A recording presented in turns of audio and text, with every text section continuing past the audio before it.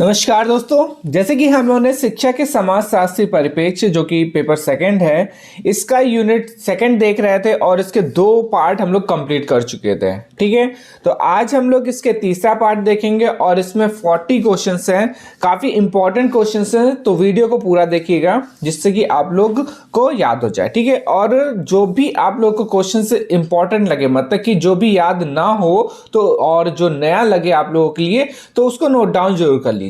ठीक है, तो चलिए देखते हैं। पहला क्वेश्चन हो जाएगा, ये रिपीटेड क्वेश्चन है प्रीवियस वीडियो का, तो एक बार देख लेते हैं इसको भी। तो मध्याह्न भोजन से योजना कब प्रारंभ की गई थी? ठीक है, तो इसका आंसर बताइए जल्दी से। तो इसका आंसर हो जाएगा सी ऑप्शंस। ठीक है, 15 अगस्त 1995 में मध्याह्न योजना जो भोजन योजना है, मिड डे मील्स, उसको स्टार्ट करा गया था। ठीक है, आप देखिए यहां से स्टार्ट करते हैं हम लोग। तो देखिए पहला संविधान से ही क्वेश्चन है। पहला क्वेश्चन हो जाएगा, भारतीय संविधान में कितने अनुच्छेद हैं? तो जिनको आता है वो कमेंट करें। अच्छा क्वेश्चन है, ये भी क्वेश्चन पूछा जा सकता है ये भी। तो इसका आंसर कितना हो जाएगा? बिल्कुल इजी क्वेश्चन था ये, 395। ठीक है, पहले ही जैसे हम लोग इसको स्टार्ट करेंगे ये वाला चैप्टर, तो सबसे पहले यही मिलेगा कि भारतीय संविधान में कितने अनुच्छेद हैं, कितने अनुसूचियां हैं, कितने पार्ट्स हैं। ठीक है, चलिए फिर आगे देखते हैं। नेक्स्ट है हमारा क्वेश्चन, किस देश के संविधान से भारतीय संविधान के निर्माताओं ने राज्य के नीति निर्देशक सिद्धांतों के दर्शन को ग्रहण किया? आयरलैंड के सिद्धांत से, कनाडा के सिद्धांत से, स्पेन के सिद्धांत से, संविधान से, फ्रांस के संविधान से।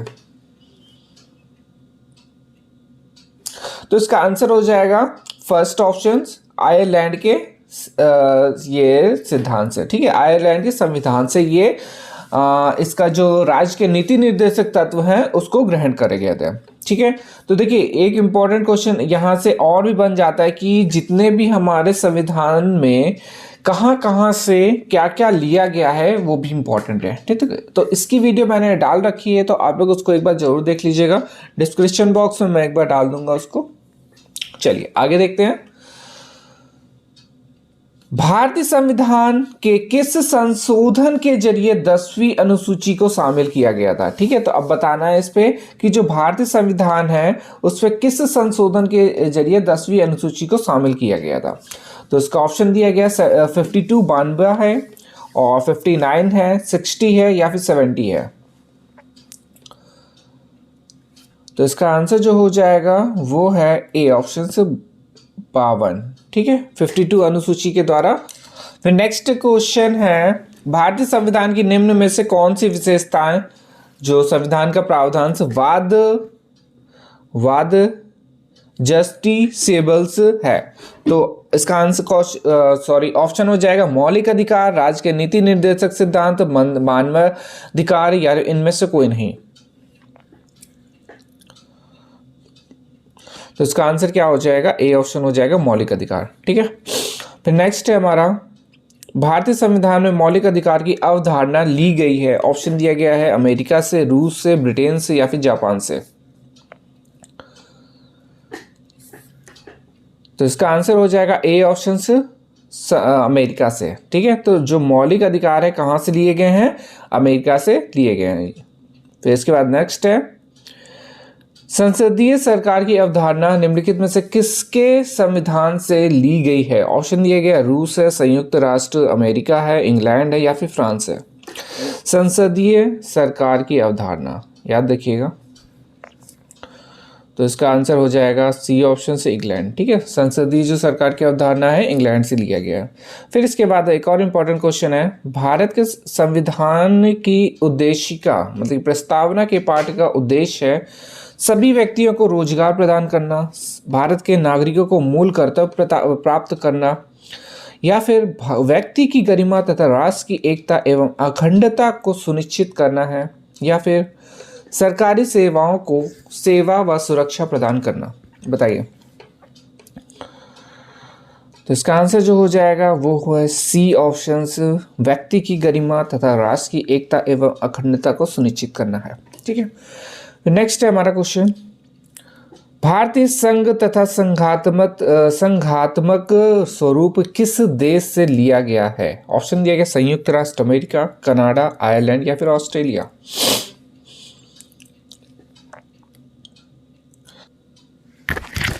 हाँ, इसका आंसर जो हो जाएगा इसका है सेकंड ऑप्शन हो जाएगा, मतलब कि बी है। ये ऑप्शन गलत दिया गया है, तो बी ऑप्शन है इसका।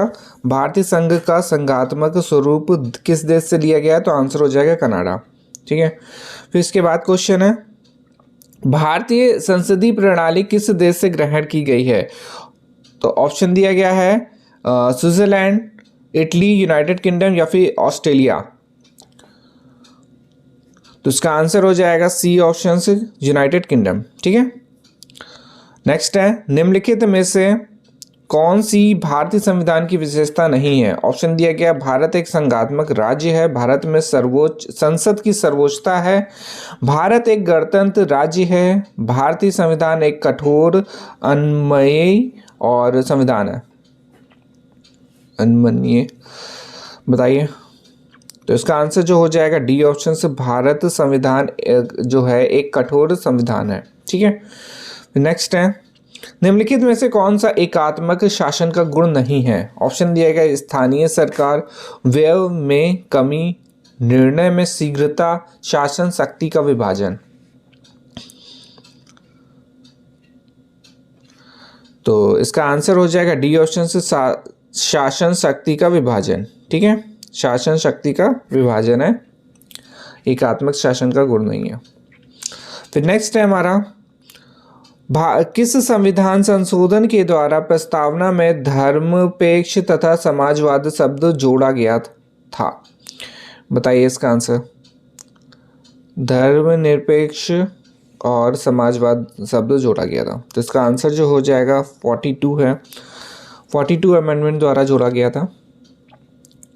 और फिर है भारतीय संविधान से विभाजित है, ऑप्शन दिया गया 20 भागों में, 21 भागों में, 22 भागों में, 23 भागों में।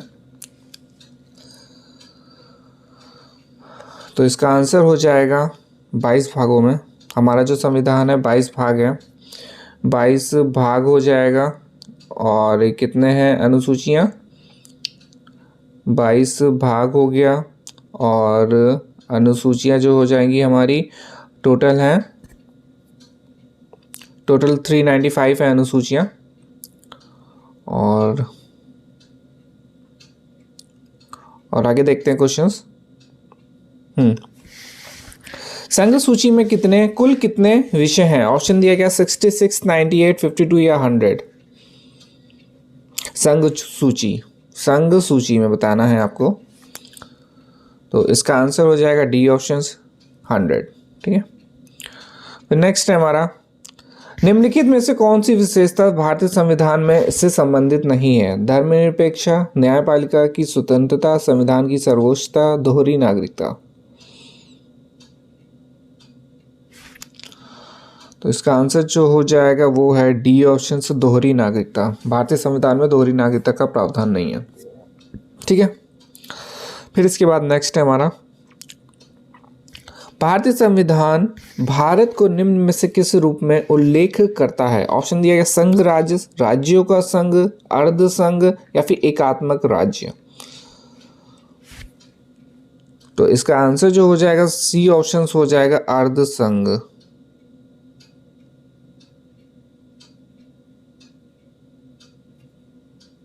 ठीक है, और फिर नेक्स्ट है हमारा क्वेश्चन से भारतीय संविधान में कुल अनुसूचियां हैं, बताइए।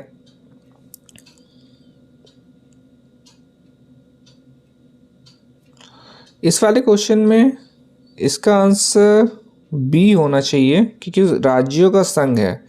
ठीक है, ये ऑप्शन गलत है इस पे, तो इसका जो आंसर हो जाएगा बी है, राज्यों का संघ है। हमारे भारत को बोला गया है कि जो भारतीय संविधान में कि जो राज्यों का संघ होगा उसी को ही हमारा भारत बोला गया है।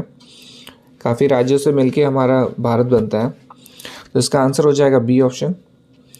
और फिर हम लोग नेक्स्ट में जा रहे हैं। नेक्स्ट क्वेश्चन में क्या था, अनुसूचियाँ कितनी है? तो इसका आंसर हो जाएगा 12। ठीक है, तो 12 अनुसूचियाँ हो गई, 22 भाग हो गया और 395 हमारे क्या हैं आर्टिकल्स हैं। ठीक है, चलिए आगे देखते हैं। इसके बाद दिया गया है भारतीय संविधान में मौलिक कर्तव्यों को उल्लेख किस अनुच्छेद में है। ऑप्शन दिया गया है 42, 32, 52 या 51A। मौलिक कर्तव्य,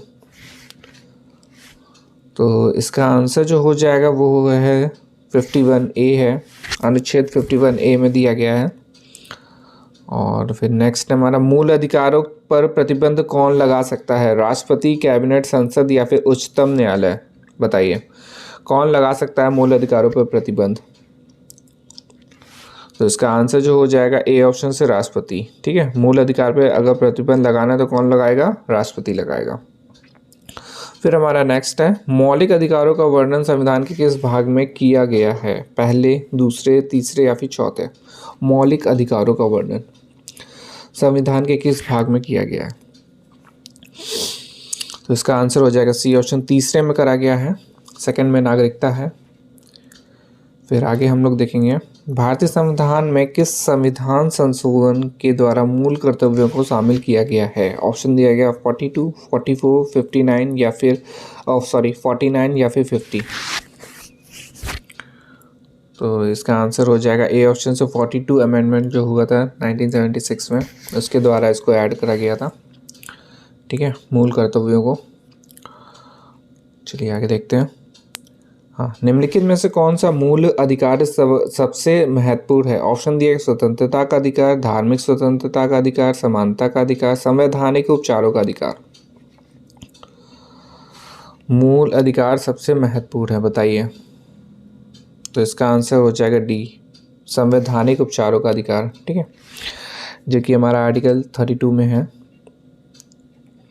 और फिर हमारा क्वेश्चन है भारतीय नागरिकों के मूल अधिकार को कौन स्थगित कर सकता है। ऑप्शन दिया गया राष्ट्रपति, मंत्रिमंडल, संसद या फिर उच्चतम न्यायालय। तो इसका आंसर हो जाएगा सी ऑप्शन, संसद द्वारा हो सकता है ये। भारतीय जो नागरिकों को मूल अधिकार को कौन स्थगित कर सकता है, संसद। ठीक है, फिर नेक्स्ट है हमारा क्वेश्चन निम्नलिखित में से कौन सा संवैधानिक उपचारों के अधिकार में सम्मिलित नहीं है। ऑप्शन दिया गया बंदी, प्रत्यक्षीकरण, परमादेश,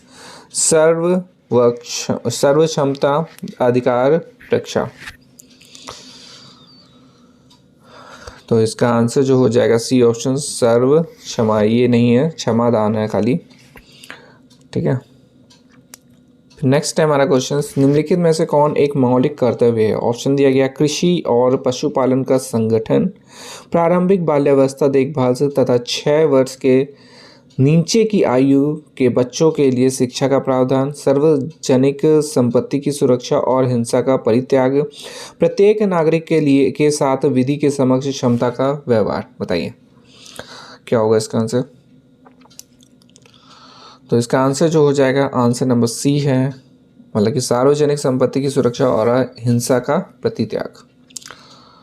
फिर इसके बाद है अनुच्छेद, भारतीय अनुच्छेद के कौन से, भारतीय संविधान के कौन से अनुच्छेद स्वतंत्रता के अधिकार को आश्वासित करते हैं। ऑप्शन दिया गया 14 से 18, 19 से 22, 23, 24 या फिर 25 से 28। बताइए।